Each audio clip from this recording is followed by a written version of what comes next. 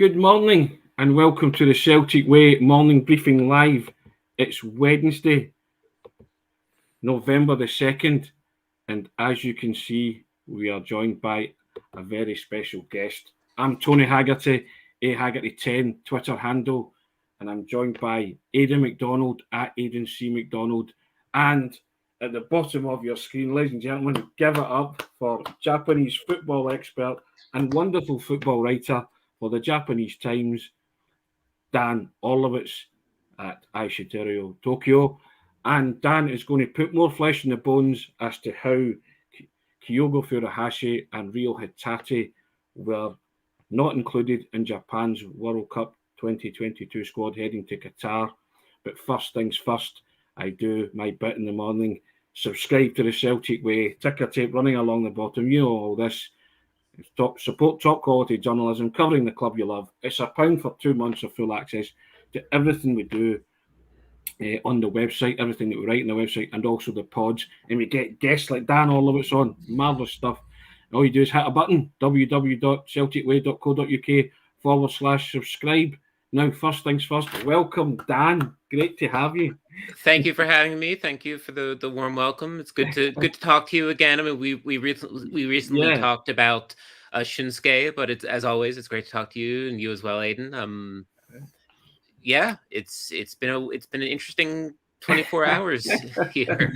Now, Dan, we all woke up yesterday to the fact that Ryo Hatate and Kyogo Furuhashi were omitted from Hajime Murayashi's 26-man squad going to Qatar for the World Cup. I think you summed it up neatly. It was one word. You just put in Hatate out, Kyogo out. Wow, was your initial expression. And I think a lot of the Celtic supporters would have agreed with that. You went on to put a lengthy thread on Twitter, and if you haven't seen it, guys, go and check it out. And you outlined why you thought those two weren't in it. But from your initial reaction, Dan, was that you said in your piece in the Japan Times that it burned. Do you still feel like that? Do you still feel that these two Celtic players should be in the squad? I think that Celtic fans need to. I mean, before we get to their omissions, congratulations, Daizen Maeda, on making the squad. I think that's a huge accomplishment for him. Celtic fans can be proud of that. Yokohama F. Marinos fans, Matsumoto Yamaga fans, that is a big thing. I know that Celtic fans do seem, at least in my mentions, to be sort of split. About 80% are saying, oh, well, this is great because they'll get to have a break and rest. But it is a thing. I do feel for them because for Japanese players, representing Japan is the most important thing. It is the pinnacle.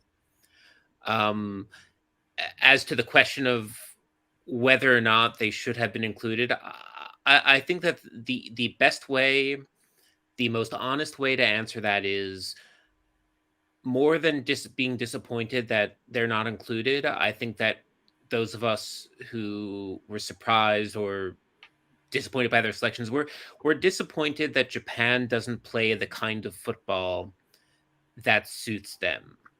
And I think that that's what it sort of comes down to. This Japan squad under Hajime Moriyasu, it doesn't exactly play the style. It's not the attacking style that Ange has implemented at Celtic that Kyogo works really well in. And it's. I mean, when I wrote "wow" in the tweet, I mean, part of that was also reserved for Yuya Osako and Genki Haraguchi being omitted because Osako has played 2 World Cups and he has always been in Moriyasu's squad as the striker, even when his form hasn't been there. So that was sort of the biggest shock in terms of omissions. I think that I would have expected Kyogo to be chosen over Maeda if you're talking about just one of the Celtic players going. Maeda's selection, it was a little bit of a surprise, and I know that there's a lot of debate over it, but you do have to think about his speed, his pace, the fact that Japan will need to defend against the counters against Germany, against Spain. And in that sense, you do need his skill set. And so it all makes sense on paper, but it burns. And as for Hatate, I mean, is there an attacking midfielder who I would leave off for Hatate in terms of the starters? If I'm being honest, I'm not sure. And I probably would have considered including him in the squad over. I mean, I would have probably dropped Gaku Shibasaki, the defensive midfielder. Yuki Soma was another sort of surprise. He did impress at the EAFF E1 Championships, the East Asian Cup this summer. And so that's sort of how he got into the picture. If you're looking for a wild card, I think that Rayo was sort of it. I think that he arguably should have been maybe number 27. Okay. Number 28. I do think he should have been in the mix, but he also only got 1 or 2 appearances under Moriyasu. It just wasn't there. And I think that I think that we, as I've talked up their chances in this World Cup squad, I've always said, well, Rayo would be an outlier. Yeah. I think he will get his chance in a year and a half in the Asian Cup. I think he will be absolutely part of the generation that goes to the 2026 World Cup. This just wasn't his time. And now I think he has a chip on his shoulder, and he's got a lot to prove over the next 4 years. And maybe that will inform his development. You also said that maybe Kyogo could have come in for Takuma Asano of Bochum. Yep. That was your other selection choice if you were calling your thoughts for the team. So, and Asano, I mean, he's been out injured for a hot minute. He hasn't really played this fall, so his selection was also a surprise. In fact, in a way, him being selected over Yuya Osako is a huge shock. I don't want to I don't want bloggers to turn this into into headlines, but there is still a non-zero chance that we'll get to a week out and Asano won't be healthy, and the JFA will bring in Kyogo. I mean, that is a scenario that in my mind exists and isn't crazy. But that being said, Moriyasu did talk yesterday about how the JFA has sent their medical team to Europe to talk to the clubs, to talk to the players, to get a sense of where they're at. And they made all of these picks confidently, is what Moriyasu said. He's confident in this list and that they'll be ready for Qatar. So Asano is an interesting one. I do think that if you're looking at the forwards, you've got Asano, you've got Maeda, you've got Ayase Ueda. I think Maeda could start. I think that he's your first pick. Yeah. Which I'm saying that, and you're giving me the same look that you gave me when I was on Axom, and I said that, give the defense time, it'll work itself out. You're giving me the same look, but Maeda starting against Germany isn't the weirdest thing that could happen. So I actually hope he does. I hope he does. I would like to see him get game time at the greatest football tournament on earth. So it'd be good for him. It'd be good for Celtic. Aidan? No, the only thing I just wanted to touch on is I was just wondering what the sort of reaction is from Japanese national team supporters back home. Are they quite surprised that Kyogo isn't in the team, for example? Did they expect he would be in the squad? I think there is some surprise. I think that Osako being omitted was the headline, I will say. That was the big thing. I tweeted Vissel Kobe had prepared a news conference. It was going to be live streamed. They had 50 reporters waiting, and they had to cancel it at the last minute. And that just sort of, that's how these things work. There's obviously going to be fans of Kyogo who are disappointed, Vissel Kobe fans, FC Gifu fans. I think that there's a lot of people who would have liked to see him included, but you also do have to look at his national team performances, and they do not match what he's done with Celtic. As I went over in my little thread, I mean, Moriyasu has obviously seen what Kyogo has done at Celtic. Everyone has seen what Kyogo has done at Celtic, but he's also seen what Kyogo has done right in front of him wearing the blue shirt. And for now, there's a disconnect between the two. And I think that Kyogo will have another cycle to get that to match. But it just did. There always has to be someone who's left out. And if this was a squad of 23, who knows? Maybe Maida would be the one on the outs and Kyogo would be in for whatever reason. I mean, it's a very weird cycle for a lot of reasons, just because of how COVID impacted things, injury timings.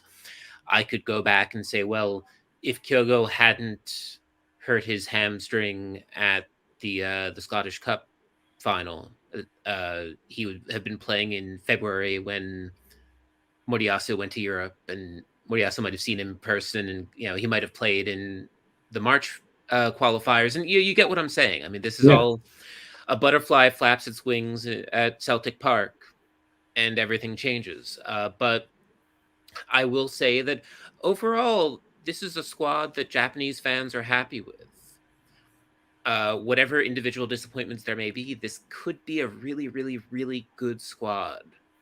There's enough to like here, and it's a really strong starting 11 that I think that at this point that this is who we're going to battle with, and it's full steam ahead. I wrote a piece for the Digest yesterday, and I'll put it in the comments section, and people can have a read of it. But I was making the point that their exclusion is Japan's loss, but possibly Celtic's gain, because if they two do feel they have a point to prove, then they could help Celtic become more successful. And it's a win-win for Celtic supporters, because they won't go to a big tournament. There's less risk of them getting injured, and also they're not in a massive shop window, Dan, for that kind of sense. Although if they're still playing well, they'll still be noticed. But I'm talking about a global shop window. I mean, it's a two-edged sword right there, because I think that they will have something to prove. They will have a chip on their shoulder for the next couple years.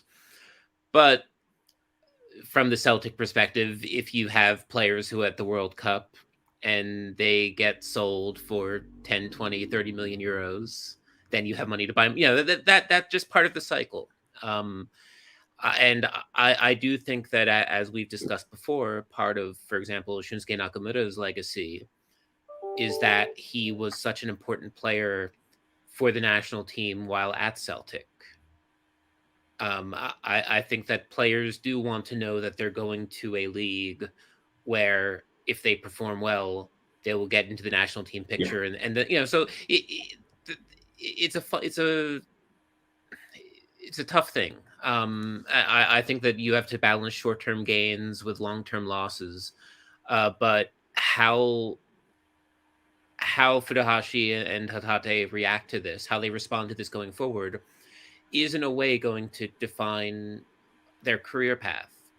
I think that there have been players who have been rejected and who have missed out on the World Cup, and they've taken it well. I mean, Nakamura missed out on 2002, and then he was selected for 2006. And then you have players like Yosuke Itaguchi, who I assume is still at the club, who did very well in qualifiers for 2018, and then he wasn't selected, and that was sort of the downfall of his career. I think that he would be a much different player if he'd gone to Russia. So it's a tough thing, but what matters to the players is how they respond going forward. Aidan, you? Yeah, the only other thing that I just wanted to ask was, obviously you had mentioned in the article that you did about the squad announcement that Kyogo wasn't really able to bring his sort of explosive play that he does to Celtic for the national team. Does the Japanese manager play a bit more of a defensive style, or do you think that was more of an individual thing for Kyogo rather than like tactically? So the reason that Yuya Osako was the sort of bolted on forward is that I think with Celtic's attack, it is very fluid, very forward thinking, and you're moving the ball up very quickly, very accurately, very dynamically. And so whoever's up front can basically stay near the box and be ready to get the ball, and they have their chance. And that's not really how Japan operates. Japan is about more carrying the ball up the sides. It's about more the offensive build-up, a lot of tiki-takiing themselves to death at the edge of the box, as I tweeted. And it's tough because you do have, the forward, sort of do have to drop back and pick up the ball. And that's something that Osako was good at. That's something that Shinji Okazaki before him was good at. And that's not... Kyogo in his time on the pitch hasn't really been able to do that as well. I just think that he's used to a different kind of service at Celtic, and for better or for worse, he hasn't really been able to play with a national team that has been able to adapt itself and figure that out, because you do have to consider, especially in this qualifying cycle, the players didn't have much time to train with each other. Because you had COVID, and that caused travel issues. You have players landing in Japan at most 2 days, maybe even a day before the match. They're segregated. They're not spending much time with each other on the pitch or off the pitch. So again, there's a lot of weird little circumstances that have resulted in this happening. Can I ask you, Dan, then, if Hitachi and Kyogo are not there, who are the players that we should be looking out for in the Japanese squad at the World Cup? I'm very excited at this midfield. You look at Daichi Kamada, who scored for Frankfurt last night in the Champions League. Junya Ito is going to be sort of the key, in a way, to Japan's attack. He's been doing amazingly in France. He was great in Belgium before, and he scored 4 goals in this final round of qualifying and 2 assists. Kaoru Mitoma is, I think, without Hatate in the lineup, Kaoru Mitoma is sort of every J-League fan's favorite midfielder. We saw him play most of the 2020 season as a super sub for Kawasaki, and he nearly was named MVP. Right, and that was an incredibly loaded Kawasaki squad. And then, so this is, he was teammates with Al Tanaka, who was also selected for this squad and playing in Germany. He played half a season with Reo. Kawasaki are sending 2 current players and 5 former players to the World Cup. I think that speaks to their strength. You've got Wataru Endo at midfield. You have Yuta Nakayama, who has been doing great at Huddersfield and has got his first selection. I believe 19 first-time World Cup players. All right. So there isn't that. It's weird because it's in some ways a lot of names that we've been seeing for a while, but it's actually pretty short on World Cup experience. You've got Maya Yoshida, Yuto Nagatomo, Eiji Kawashima, who's now 70-something years old, and he's the 3rd string goalkeeper. He played over there for Dundee for a hot minute. yeah. But going to his 5th. Is there not 20 of the 26 play for European clubs? Is that right? That's right. And of the J-League players, 3 have played in Europe for many years. Shuichi Gonda played in Austria and Portugal. Yuto Nagatomo had a very successful career in Italy, Turkey, France, and then Maya Yoshida, of course, was at Southampton, or actually, Maya Yoshida is still in Europe and Germany, but Hiroki Sakai played in Germany and then Marseille for a while. So this is the most, in terms of European play, it's the most experienced squad Japan's ever had, where 20 of 26 was that was the landmark I was looking for, and I wasn't quite sure if they'd hit it, but they did. And so I can say with confidence, by 2026, it'll be all Europe-based players.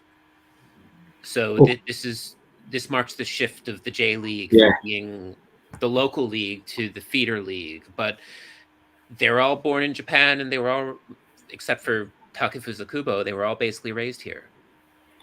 Okay, Dan, I'll put you in the spot. How far can Japan go then? They can go as far as they want to go. Okay. And that sounds like a cop-out. So, look, Japan does best at the World Cup when our expectations for them are dreadfully low. You look at 2010, there were protests as late as May to sack the manager, and they got within penalties of going to the round of 16. You look at 2018, they were 30 minutes away from beating Belgium in the round of 16, and that squad was a disaster because they fired the coach 3 months beforehand.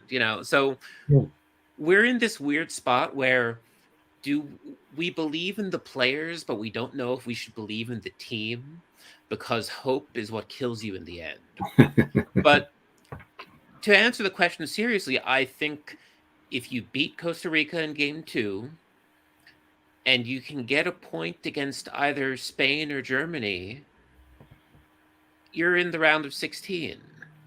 Yeah. And once you're there, anything's possible. So I think that if they can get those 4 points and get into the knockouts, they can go as far as they want. Well, ladies and gentlemen, I hope that's been enlightening for you in terms of the fact that Dan has come on, and we thank him for coming on and talking about Ryo Hatate and Kyogo Furuhashi's exclusion from the Japanese squad. Hopefully Japan's loss is Celtic's gain, Dan. But we thank you for coming on and enlightening us and telling everybody and putting flesh in the bones. And it's great to talk to you. Good to see you again, bud. Good to see you. Good to talk to you guys. And we'll go back in January and we'll see how right I was and how far they'll go. We'll reconvene. All right. Absolutely. Thanks, Dan. Take care. Have a good night, guys. Thank you. Cheers. Now, Aidan, there's a small matter of association football tonight in the Santiago Bernabeu. Guys, we'll get to talking about Celtic, and hope you enjoyed that from Dan. That was really enlightening. Really enjoyed that conversation with Dan there. Top man.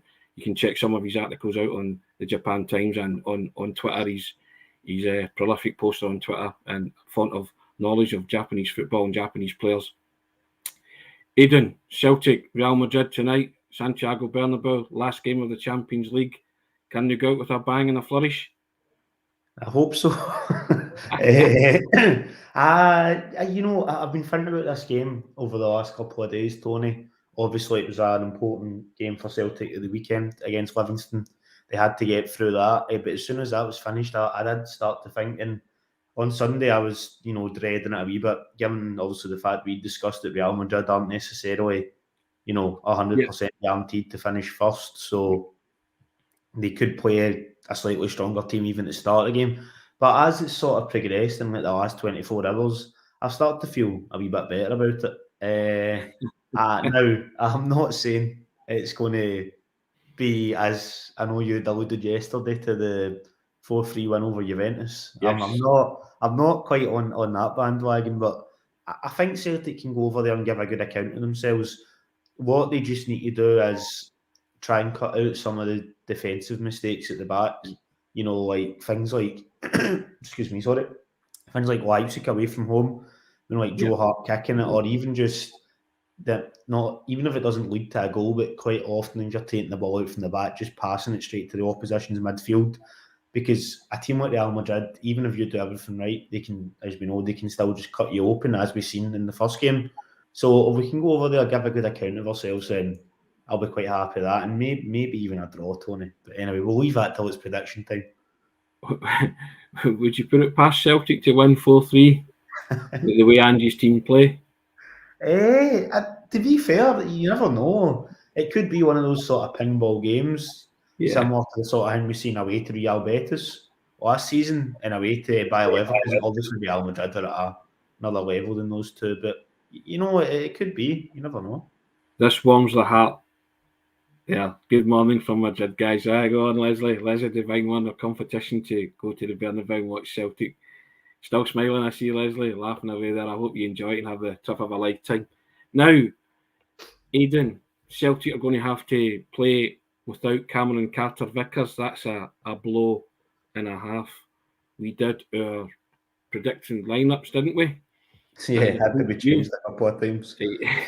Have you produced a wild card, as Dan was talking there, or a shocker to play at the back of the pack? Yeah, I have produced a wee bit of a wild card, to be honest, and I was a bit undecided about what to do because, and even after watching Ange's presser, it still wasn't fully clear. But with Stephen Welsh and Starfelt, we know they've been back in training. They weren't on the bench at the weekend. They were part of the sort of group that was training at Celtic Park before, obviously travelling to Madrid. I think Boston Wall was there as well. But I have went for, without spoiling too much of the lineup, because it's available in the article if subscribers want to go on and see it. I did go for Oliver Abdelgard. Now, I will caveat that, but I know I can feel people are about to start saying something in the comments, but what I would say about that is I know he's not obviously a recognised centre half, and I do understand that, but he's played that position before, and I just think the team is so sort of thin on the ground in terms of central defensive options outside of obviously Maurice James, who will play. And I just don't think I can see him putting Wall in, because that would be his first competitive minutes, wouldn't it be, Tony, if he was to play? So, yes. And, it might be, there might not be any qualification prospects on this game over there, but you still want to go over there and give a good account of yourself. I don't think it's fair to throw a young player like that, and it's not even had domestic minutes. So my thinking is Abdelgard, but obviously that does depend on what the actual fitness of Stephen Welsh and Starfelt is. So yeah, I wouldn't risk Starfelt, but Welsh and Jens have played together. So, and there's the link to the article there. You can see I've opted for Welsh to play alongside Jens, because I think, by virtue of the fact that the two of them have played together, there's some kind of understanding there. So I did that. But you can have a look and see if you agree with our teams on the website, guys. There's a link to the predicted 11s there. But I think we've both said that Jota comes straight back in. Isn't that right, Aidan? He said the other day that every game's a stage. Well, there's no bigger stage than the Bernabeu for Jota to turn it on, and if he could time his run perfectly, then he might have an outside chance of forcing his way into the Portugal squad. Well, you'd imagine it wouldn't do him any harm if he was to go and play quite well against Real Madrid in Spain.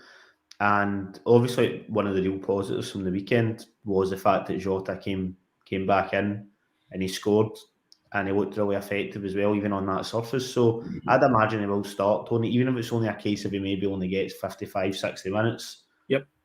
That'll benefit him in the long term. And obviously, without looking too far ahead, even after this Real Madrid game, there's 3 really important league games before the break for the World Cup that Celtic need to win. So Jota getting some minutes in his legs tonight is only a positive, I think. And I think as well, I think it's imperative that Celtic put in a performance, and hopefully they can get a result on the back of that performance. But yeah, I would love to see them go out with a bang or something to show, something tangible to show for their efforts in the Champions League. Sometimes you don't get the results you deserve. Joe Hart says Celtic have gotten what they deserve. That's up to each individual to decide whether that's right or wrong. But I still think they maybe deserved a bit more from their Champions League campaign, and to take something away from Madrid, I think would stand them in good stead for the 3 league games coming up, and just be a real positive heading into the break. Yeah, it would, and I know it's difficult to try and imagine it because of the opposition and the venue, etc. But I really feel that across the sort of length of the Champions League campaign, Celtic did deserve to pick up at least one victory. Whether or not that's what a combination of kind of moments in every game or like one individual performance, I would say outside of the away game to Leipzig, which even though there was spells, I think we did agree at the time that was quite disappointing. The way the goals were lost, and the fact that there was 2 goals chalked off with VAR, so it could have been a bit of a hammering another day. Outside of that, I think they've taken times in every other fixture, even though the results might look like that's not really been the case. So I think the team is due a victory, but I know obviously given the opposition and the team you're coming up against, who still have something slightly to play for, given it's the last game. That is going to be very, very tough. But you never know, I suppose. The shackles are off, Aidan. They can play with a freedom of expression because qualification doesn't depend on it. So they can go out there and enjoy the occasion as well and see how they do. Real Madrid very rarely don't win 3 games in a row, but they've lost to Leipzig and they drew at the weekend. Can Celtic make it 3 in a row and continue that tale of woe for Real Madrid, who you have rightly pointed out are not guaranteed to finish top, so they have their own. They want to finish top of that group, so they've got their own kind of reasons to turn up and play. So it could be a cracking contest. I think it will be a really competitive game. You know, two sides that are very strong from an attacking perspective. Really great players. Obviously, we know about Madrid's quality. We spoke about it at length. Vinicius Junior, Benzema, Rodrigo, then the midfield, Modric, Kroos, etc. We listed that obviously quite heavily. I was feeling good there till you started rhyming off the players, Aidan. I know. Obviously, we kind of covered that in depth before the first Real Madrid fixture, but I think it will be a good game regardless, Tony. I think it will be competitive. I think, at least for a portion of the fixture anyway, based off what I've seen in the game at Celtic Park, I think it will be competitive, and I think there'll be quite a few goals. And I think Celtic want to measure themselves against Real Madrid again, see if they can take it for longer than an hour, because they were good for an hour against Real Madrid in the home game. But you want to go for the whole 90, don't you? And that's what the manager said. You want to go toe-to-toe the whole game. And I would be delighted if Celtic could go toe-to-toe for 90 minutes with Madrid and see where they are come the end of the game. Oh yeah, that would be a phenomenal achievement. And Andrew's obviously mentioned that longer term, he wants his sort of football and ideology to be able to be implemented by the players for more than 60, more than 70, more than 80, more than 90. Now, he has sort of said that will be a kind of gradual process that will come with more exposure to playing at this level regularly. So whether or not we'll be able to see them go toe-to-toe for 90 minutes tonight, I don't know. I mean, it would be absolutely amazing, but that might be maybe a step too far. But then you never know. I just hope that they can try and cut out some sort of individual errors that we've seen. I know it's going to be a bit tough defensively with Carter Vickers not there. Whether it's Abdelgard, whether it's Welsh, whether it's Starfelt, whoever comes in isn't going to really be able to replace the quality that Carter Vickers has got. So that is a bit of a blow, and hopefully longer term he's not out for too much longer. But yeah, we'll see, Tony. We'll see. That's all I can say. Well, I think the learning starts here. If you want to be a Champions League competitive team and you want to get back in and play at this level and show that you have learned, I think it starts now. They're out the tournament, so you just say, right, this is a kind of free hit, isn't it? And you go and you try and match up and go toe for toe and see where it takes you. But if we're going to start learning, then it starts tonight for me at the top level in the Champions League tournament. We've taken some plaudits and we've not taken enough points from our showings in the Champions League game so far. So use this as a springboard to say, right, this is the way we'll approach it in the future, or this is where we want to be, and we want to get better and get some sort of result tonight at a ground where there is a touch of fear and trepidation whenever you play a team like Real Madrid in the Bernabeu, but you've got to go and embrace that challenge.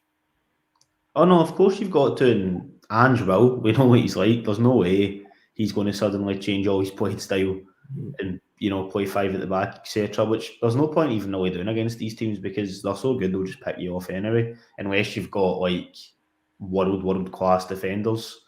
So yeah, Ange will be more than ready and getting the players right up for the challenge, and he'll be expecting them to go and compete across the 90 minutes. And I think it is an interesting one.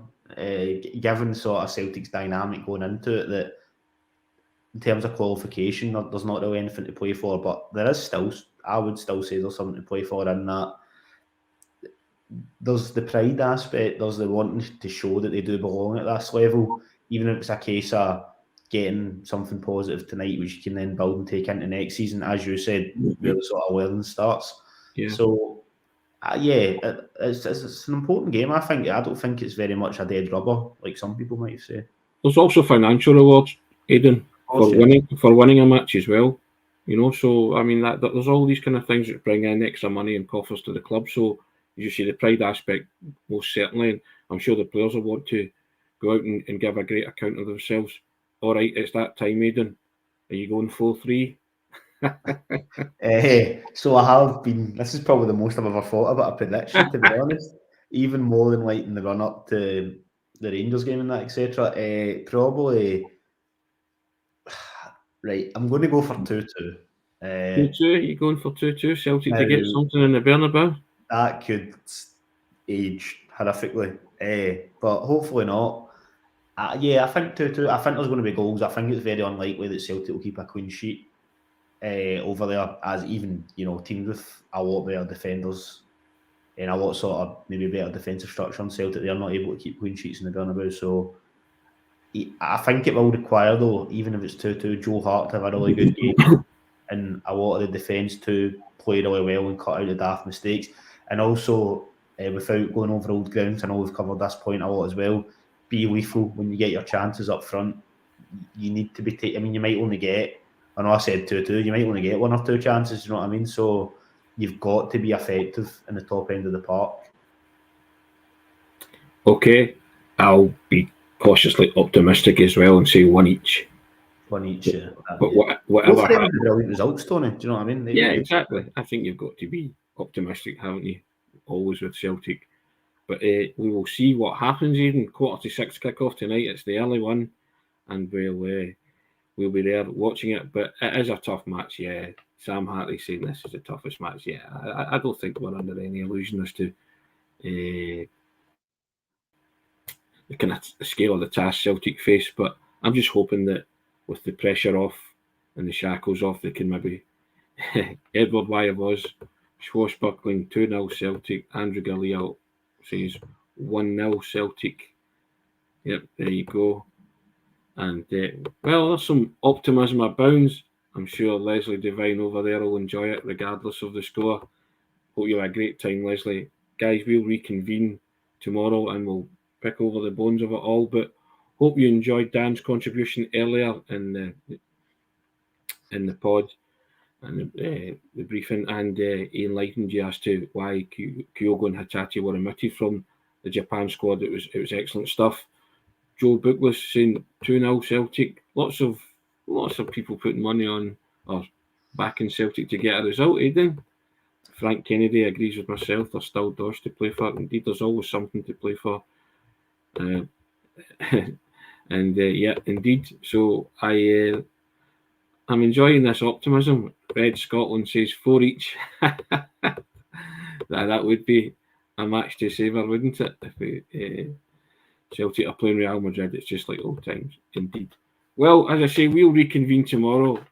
Hope you've enjoyed the programme. Thanks for your contribution, guys.